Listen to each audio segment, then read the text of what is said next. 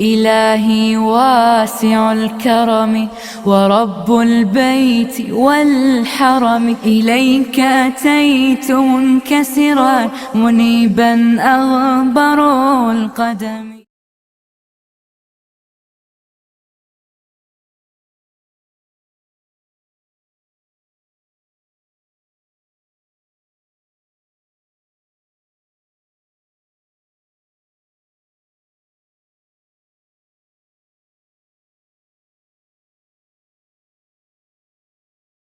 محترم سامعین، ابھی خطبہ مسنونہ کے بعد میں نے آپ تمام کے سامنے قرآن مجید کی آیت تلاوت فرمائی ہے، جس میں اللہ تبارک و تعالیٰ نے بیان کیا، اے لوگوں، ہم نے تمہیں سب سے پہلے کمزور پیدا کیا، اس کے بعد اس کمزوری کے بعد ہم نے تمہیں قوت یعنی طاقت عطا کی، اور اس قوت عطا کرنے کے بعد دوبارہ ہم تمہیں کمزوری عطا کرتے ہیں۔ محترم سامعین، ابن کثیر رحمہ اللہ اس آیت کی اس تفسیر میں فرماتے ہیں کہ اللہ نے انسانی زندگی کے اس آیت میں 3 بڑے مراحل کو بیان کیا۔ کہا کہ اللہ تبارک و تعالیٰ نے پہلے انسان کو کمزوری عطا کی، یعنی کہ بچپن کا مرحلہ عطا کیا۔ وہ بچپن جہاں انسان خود مختار نہیں ہوتا، کوئی بھی اپنے سے کام نہیں کر سکتا، دوسروں پر محتاج وہ ہوتا ہے، اس کے اندر قوت طاقت نہیں رہتی۔ پھر اللہ تبارک و تعالیٰ نے دوسرا مرحلہ بتایا کہ اللہ تبارک و تعالیٰ نے تمہیں پھر کمزوری سے طاقت کا مرحلہ عطا کیا، اور وہ ہے جوانی کا مرحلہ، جسے گولڈن پیریڈ بھی کہہ سکتے ہیں۔ یہ انسان کا سب سے بہترین مرحلہ ہے۔ پھر اللہ تبارک و تعالیٰ کہتے ہیں کہ پھر ہم اس طاقت والے مرحلے کے بعد انسان کو دوبارہ سے کمزوری کی طرف جھکا دیتے ہیں، اور وہ بڑھاپا کا مرحلہ ہے۔ اللہ تبارک و تعالیٰ انسان کو پھر تیسرا مرحلہ یعنی کہ بڑھاپے کے مرحلے میں پھر سے لوٹا دیتا ہے۔ محترم سامعین، یقین جانیے، جوانی یہ اللہ تبارک و تعالیٰ کی طرف سے ایسی انمول چیز ہے، یا پھر ہم تحفہ اللہ تبارک و تعالیٰ سے، یا پھر اللہ کی نعمت ہم کہہ سکتے ہیں۔ یقین جانیے، یہ جوانی انسان کے لیے بڑی اہم ہے۔ جہاں دنیا میں جوانی کی اہمیت ہے، شریعت نے بھی اس کی اہمیت بتلائی ہے۔ محترم سامعین، اللہ کے نبی صلی اللہ علیہ وسلم نے فرمایا، ان اللہ لا يعجب من الشباب ليس له صبوہ۔ اللہ تبارک و تعالیٰ ایسے نوجوان، ایسی جوانی پر تعجب کرتے ہیں، ایسے نوجوان کو دیکھ کر خوش ہوتے ہیں، تعجب کرتے ہیں، جس کی جوانی میں کوئی لغزش نہ ہو، جوانی اس کے مرحلے پر آ پہنچی ہو، جوانی اس کے چوکھٹ پر آ پہنچی ہو، جوانی کے آنے کے بعد بھی وہ بھٹکتا نہیں ہے، اللہ کے راستے پر رہتا ہے، اسے کوئی بھی گمراہ نہیں کر سکتی، وہ کبھی بھٹکتا نہیں، سیدھے راستے پر رہتا ہے۔ ایسی جوانی پر اللہ تبارک و تعالیٰ تعجب کرتے ہیں۔ محترم سامعین، اسی طریقے سے اللہ کے نبی صلی اللہ علیہ وسلم نے فرمایا، کل قیامت کا دن ہوگا، اس دن جس دن انسان کے سر کے 1 میل کے فاصلے پر سورج ہوگا، سورج کی تپش اتنی زیادہ ہوگی کہ لوگ تڑپ رہے ہوں گے۔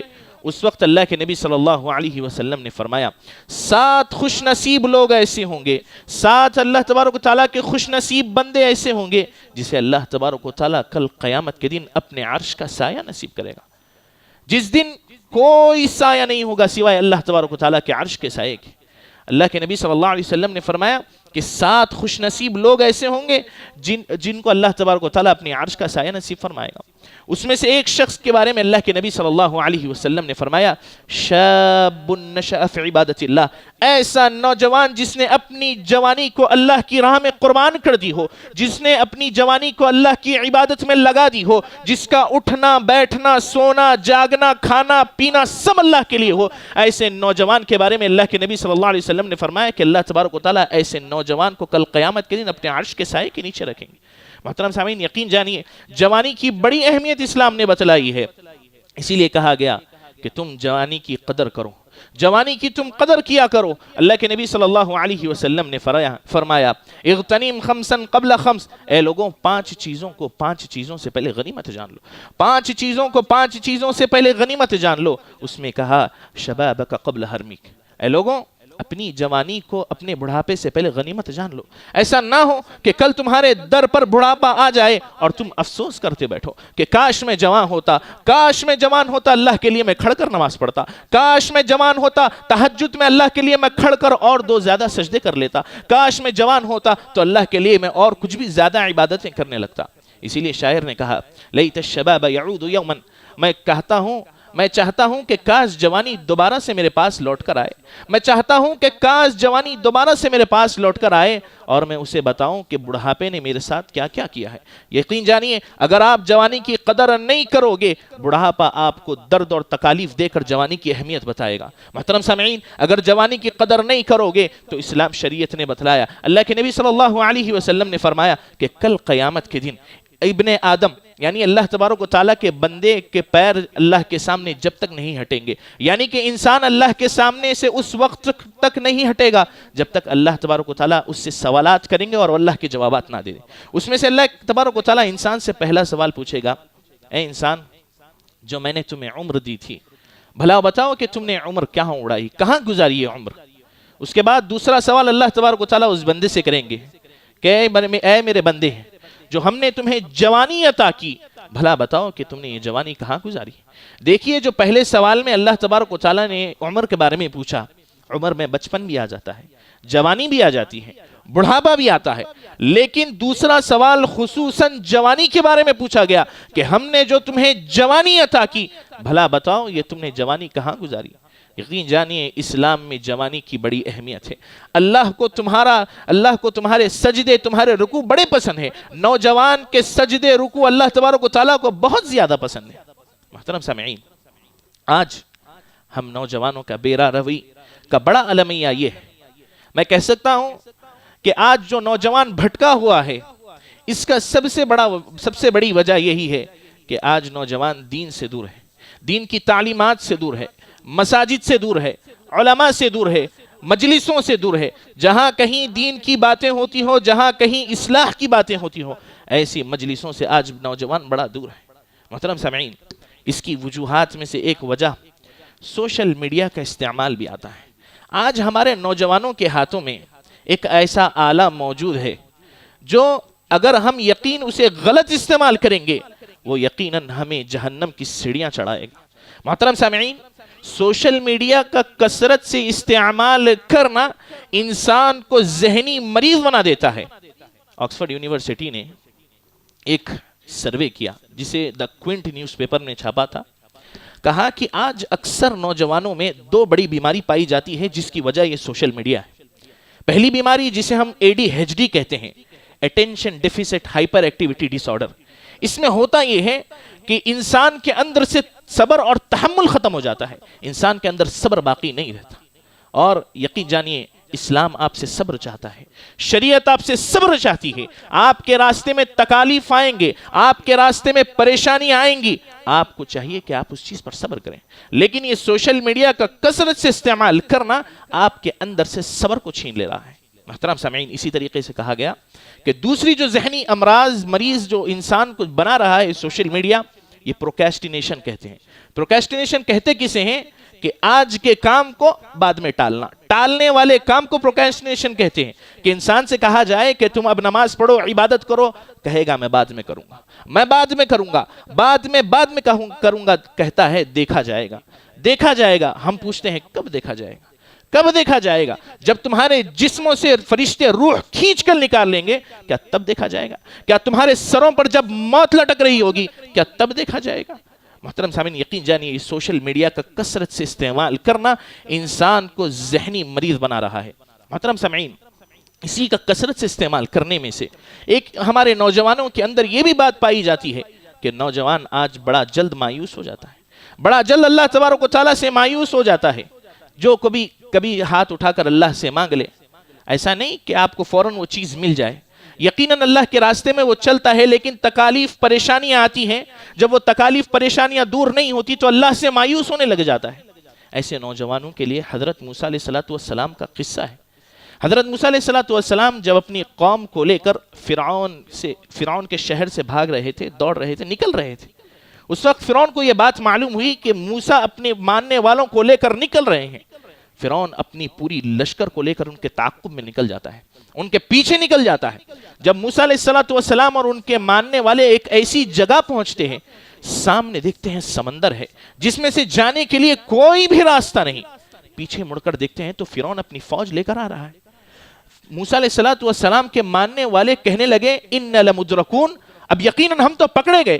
دیکھیے انہوں نے مایوسی بتائی، ان کا یقین اللہ پر سے ہٹ گیا۔ یہ کہنے لگے کہ سامنے دیکھے تو سمندر موت ہے، پیچھے مڑ کر دیکھتے ہیں تو فرعون وہ بھی موت ہے۔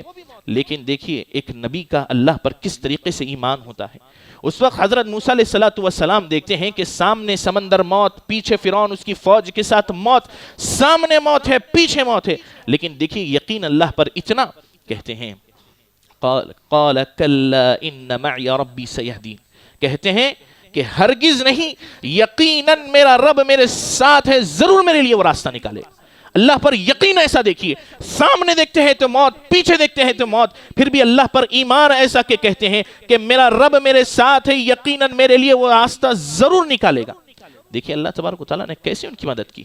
کہا کہ ایک معمولی چھڑی کو لے کر سمندر پر مارو۔ کیا آج کوئی یہ بات تسلیم کرے گا؟ کیا آج سائنس یہ بات تسلیم کر سکتی ہے کہ ایک معمولی چھڑی جس کے اندر کوئی قدرت نہیں، اللہ تبارک و تعالیٰ نے حکم دیا، وہ معمولی چھڑی کو لے کر جب سمندر پر مارا گیا، سمندر بیچ میں سے پھٹ گیا۔ آپ یہ واقعے کو جانتے ہوں گے، سمندر بیچ میں سے پھٹ گیا اور اللہ تبارک و تعالیٰ نے راستہ نکالا۔ تو نوجوانوں یقین جانیے، جب اللہ پر آپ اس طریقے سے ایمان اور یقین رکھیں گے، اللہ تبارک و تعالیٰ ایسے راستے سے، ایسی جگہ سے آپ کے لیے راستہ میسر کرے گا کہ آپ اس کے بارے میں سوچ بھی نہیں سکیں گے۔ محترم سامعین، آج ہمارے نوجوانوں کے اندر مال کی بڑی محبت آ گئی ہے، مال کی محبت آ گئی ہے، اور میں یہ بات بلا مبالغہ کہہ سکتا ہوں کہ یہ بھی ایک سوشل میڈیا کا اثر آج نوجوانوں پر دکھتا ہے۔ آج ہمارے نوجوان جب فون کھول کر دیکھتے ہیں تو ان سے بہتر یا ان سے مالدار لوگوں کو وہ فالو کرتے ہیں، دیکھتے ہیں، جس کی وجہ سے ان کے اندر انفیریورٹی کمپلیکس پیدا ہوتا ہے، اپنے آپ کو دوسروں سے کم تر سمجھنے لگتے ہیں، مال کی محبت ان کے دلوں میں بڑھتی ہے، اس کی وجہ سے ان کے ہاں پھر حلال اور حرام کی کوئی تمیز نہیں رہتی، حلال اور حرام کی ان کے یہاں کوئی تمیز نہیں رہتی، وہ پھر ایسے راستوں کو بھی اختیار کر لیتے ہیں جہاں پر حرام کی کمائی بھی آ رہی ہے، ان کے دلوں میں مال کی محبت آ گئی ہے۔ محترم سامعین، یاد کیجئے حضرت عمر بن خطاب رضی اللہ عنہ کو، جب فارس و روم فتوحات جب شروع ہوئی، فتح ہونے لگی، خزانے آپ کے پاس آئے، حضرت عمر رضی اللہ عنہ کے پاس خزانے آنے لگے، وہ خزانوں کو دیکھ کر حضرت عمر بن خطاب رضی اللہ عنہ رونے لگے، زار و قطار رونے لگے۔ پوچھا گیا یہ تو خوشی کی بات ہے، آپ کیوں روتے ہیں؟ تو تب حضرت عمر رضی اللہ عنہ نے کہا کہ میں اس مال کو دیکھ کر اسی لیے رو رہا ہوں، ایسا مجھے لگتا ہے کہ اللہ تبارک و تعالی ہو سکتا ہے کہ اس مال کے بدلے ہمارے اعمال کا اللہ تبارک و تعالی دنیا میں ہی مجھے بدلہ دے رہا ہے۔ اس مال کو دیکھ کر میں سوچتا ہوں کہ کیا اللہ تبارک و تعالی میرے اعمال کا بدلہ مجھے دنیا میں دے رہا ہے۔ یہ مال کی حقیقت ہمارے صحابہ اکرام رضوان اللہ علیہم اجمعین کی نظروں میں تھی۔ یاد کیجئے مصعب بن عمیر رضی اللہ عنہ کو، نوجوان صحابی، اتنے مالدار صحابی، ایسا لباس پہنتے کہ کوئی عرب میں ویسا لباس نہیں پہنتا، ایسی خوشبو لگاتے کہ عرب کے گلیوں میں وہ خوشبو مہکتی، اتنے مالدار صحابی۔ لیکن جب انہوں نے اسلام کو قبول کیا، ان کو گھر سے نکالا گیا، گھر سے ان کو نکال دیا گیا۔ بڑے غریب صحابی یہ تھے، مدینے کو آئے، جنگ احد میں انہوں نے شرکت لی، جنگ احد میں ان کو شہید کر دیا گیا۔ ان کا حال یہ تھا کہ جب کفن ان پر اڑایا جاتا، کفن کے کپڑے کا حال دیکھیے، کفن جب ان کا اوپر اڑایا جاتا، سر ڈھانکا جاتا تو پیر نظر آتے، پیر ڈھانکے جاتے تو سر نظر آتا۔ اتنے مالدار صحابی، صرف اسلام کے لیے انہوں نے مال کو اپنی جوتوں کی نوک پر رکھا۔ محترم سامعین، یاد کیجئے سعد بن معاذ رضی اللہ عنہ کو، نوجوان صحابی، 30 سال کی عمر میں انہوں نے اسلام قبول کیا، 36 سال کی عمر میں ان کی وفات ہوئی۔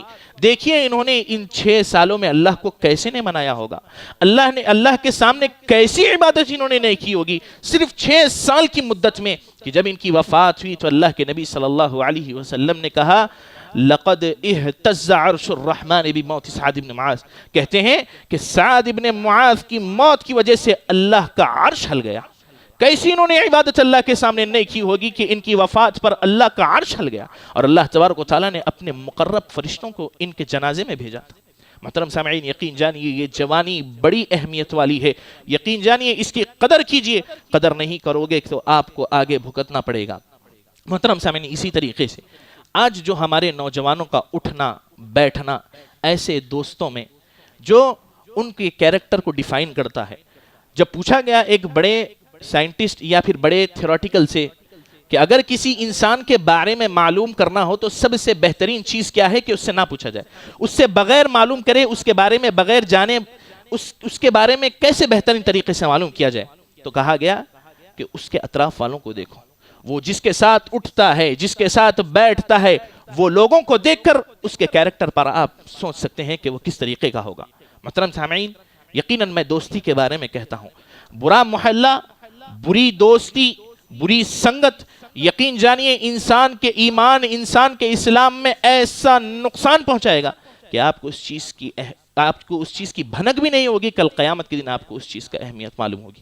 محترم سامعین، قرآن مجید نے فرمایا الْأَخِلَّاءُ يَوْمَئِذٍ بَعْضُهُمْ لِبَعْضٍ عَدُوٌّ إِلَّا الْمُتَّقِينَ، کہ جو دوست دنیا میں بڑے سگے دوست ہوں گے، بڑے جگری دوست ہوں گے، کل قیامت کے دن یہی دوست آپس میں ایک دوسرے کے دشمن ہوں گے، سوائے نیک لوگوں کے، سوائے نیک دوستی کے، جو دوستی اللہ اور اس کے رسول صلی اللہ علیہ وسلم کے مطابق ہو، راستے پر چلنے والی دوستی ہو، ایسے دوست دنیا میں بھی دوست ہوں گے اور کل آخرت میں بھی دوست ہوں گے۔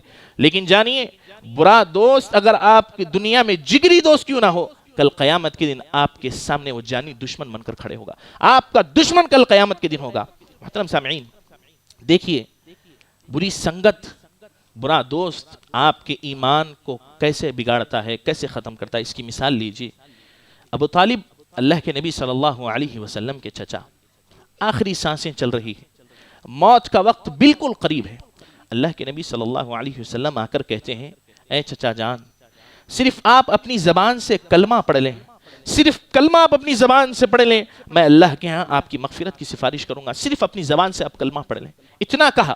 لیکن دیکھیے برا دوست، بری سنگت کیسی ہے کہ ابو طالب کے بازوک ابو جہل اور عبداللہ ابن ابی، یہ دونوں بیٹھے ہوئے ہیں، کہتے ہیں کہ کیا تو اپنے عبد المطلب کے مذہب کو چھوڑنا چاہتا ہے، دین کو چھوڑنا چاہتا ہے، عبد المطلب کے دین کو چھوڑ کر محمد نیا جو دین لایا ہے اس کو اپنانا چاہتا ہے؟ بار بار وہ یہی کہتے رہے، اللہ کے نبی صلی اللہ علیہ وسلم بار بار کہتے ہیں کہ آپ کلمے کو پڑھ لیں، کلمے کو پڑھ لیں، لیکن دوست کہتے ہیں کہ کیا تو عبد المطلب کے دین کو چھوڑنا چاہتا ہے؟ وہ بات سن کر وہ وہی ویسے ہی حالت میں انتقال کر گئے۔ تو دیکھیے بری دوستی انسان کے لیے کتنی خطرناک ہو سکتی ہے۔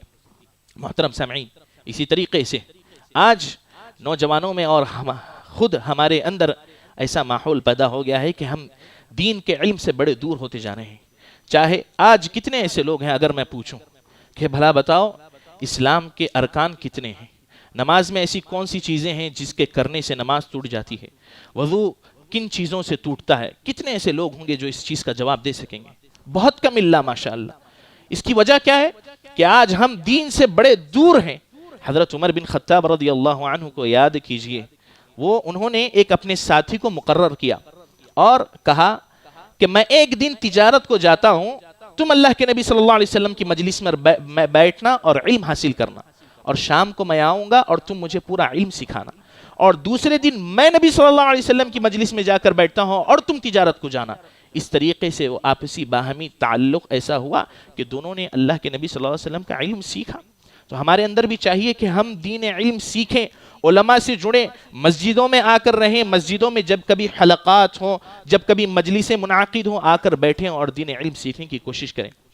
محترم سامعین، اسی طریقے سے ہمارے آج مسلمانوں کے اندر اللہ اور اس کے رسول کی محبت چھوڑ کر ہر کسی کی محبت آج ہمارے دلوں میں، چاہے سیلیبریٹیز ہو، چاہے کوئی بھی ہو، آج ہمارے دل کے اندر ان تمام کے لیے محبت ہے، لیکن اللہ اور اس کے رسول کے لیے محبت نہیں۔ یاد کیجئے حضرت علی رضی اللہ عنہ کو، کہ جب نبی صلی اللہ علیہ وسلم کو کفار مکہ نے، قریش نے مارنے کا پلان بنایا، کہا کہ آج رات محمد کو قتل کر دیا جائے گا، اسی لیے ہر نوجوانوں کو اکٹھا کیا گیا اور کہا گیا کہ آج جاؤ اور محمد صلی اللہ علیہ وسلم کو مار دو۔